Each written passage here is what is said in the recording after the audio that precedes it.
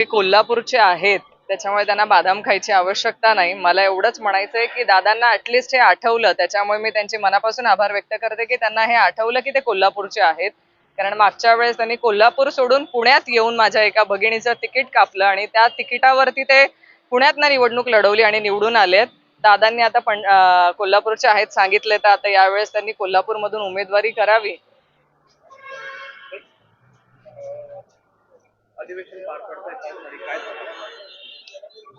हे अधिवेशन जे पार पडतंय आता, तुम्हाला माहितीये विधानसभेच्या आधीचं हे शेवटचं अधिवेशन असणार आहे. आम्हाला असं सगळ्यांनाच माहितीये की आता ह्या अधिवेशनामध्ये वेगवेगळ्या तऱ्हाचे प्रलोभनं दिली जातील, वेगवेगळे घोषणा केल्या जातील, वेगवेगळ्या माध्यमातनं सरकार योजना जाहीर करण्याचा प्रयत्न करेल. कारण आता हे शेवटचं अधिवेशन आहे, ज्या अंमलात आणल्या जाणार नाहीत, पण त्या घोषणेच्या माध्यमातून लोकांना प्रलोभनं देण्याचं काम या अधिवेशनात केलं जाईल.